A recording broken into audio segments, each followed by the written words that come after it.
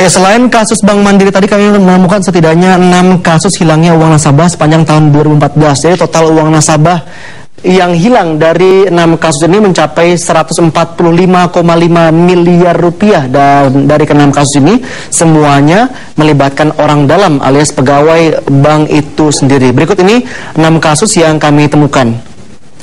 Yang pertama, saudara, kalau kita lihat ada kasus Bank CMB Niaga cabang Pangkal Pinang. Kasus ini terjadi sekitar bulan Oktober tahun 2014 dan pelaku adalah 2 orang karyawan bagian IT. Jadi mereka mendebet dana milik bank lalu membuat rekening fiktif di Bank CMB cabang Jakarta untuk memindahkan uang sebesar 22 miliar rupiah.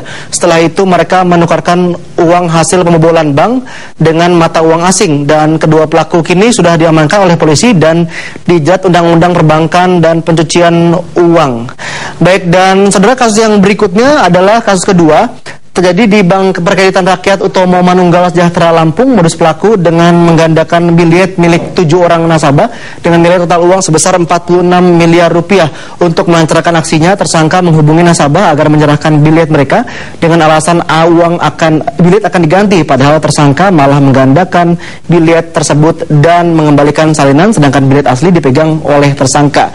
Dan kami akan teruskan kasus-kasus bobolnya uang nasabah yang terjadi sepanjang 2014, tapi sejenak ini kita saksikan dulu keterangan dari Biro Keuangan Daerah ini terkait kisruh APBD antara Gubernur DKI Jakarta Ahok dengan Basuki Cahayapurnama dengan DPRD DKI Jakarta. Mari kita lihat. Yang baru saja Anda saksikan adalah komentar dari Redonizar Munuk. Beliau adalah Dirjen Keuangan Daerah Kementerian Dalam Negeri, dan dia tadi menekankan bahwa pembahasan anggaran APBD DKI Jakarta ini belum menemui jalan buntu atau belum deadlock istilahnya, dan perdebatan yang selama ini terjadi soal poin-poin anggaran antara Gubernur DKI Jakarta Basuki Cahayapurnama dengan DPRD hanya berupa dinamika, dan tidak ada pihak yang memang menurut dia menekan pihak yang lainnya, dan ia masih menganggap wajar pembahasan APBD di DKI Jakarta, dan ia tidak beranggapan bahwa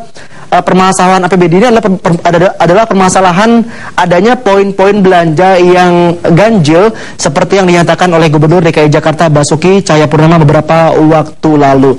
Dan dari kasus APBD DKI Jakarta kami kembali lagi ke kasus dibobolin dana nasabah. Dan kalau tadi kami sudah ungkapkan beberapa dana nasabah di sejumlah bank yang dibobol, ada juga kasus berikutnya. Kali ini dari Bank Pembangunan Daerah di Tabanan, Bali.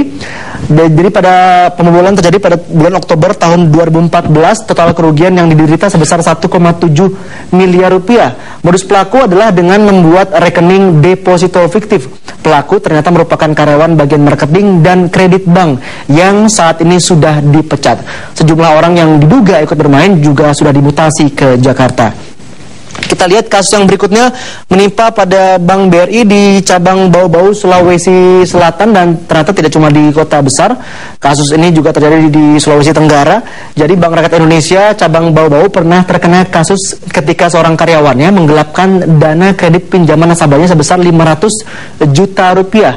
Kasus ini terbongkar setelah seorang nasabah yang rumahnya akan disita oleh bank mengaku ia sudah melunasi pinjamannya, tapi uang tersebut tidak pernah sampai ke bank karena digelapkan oleh karyawan BRI, dan hingga saat ini pelaku masih dicari polisi. Dan kasus kelima, yaitu dengan nilai uang yang dibobol fantastis sebesar 75 miliar rupiah. Pembobolan terjadi di Bank Syariah Mandiri.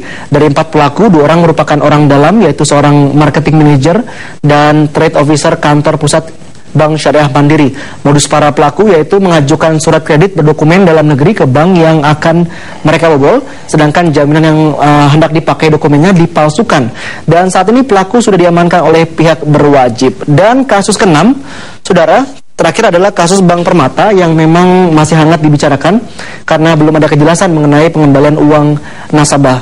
Modus dari pelaku adalah dengan mengganti nomor password internet banking dan membobol rekeningnya. Sebelumnya pelaku menggandakan SIM card telepon korban lalu menghubungi pihak Bank Permata untuk mengganti password internet banking korban. Korban menduga relationship manager Bank Permata yang terlibat mencuri datanya kemudian digunakan untuk membobol rekeningnya. Total kerugian dalam kasus ini sekitar 245 juta rupiah dan hingga saat ini kasus masih ditangani polisi dan juga Bank Indonesia. Jadi kesamaan dari beberapa kasus tadi adalah semuanya diduga melibatkan orang dalam dari bank. Dan berikutnya di Kompas Bisnis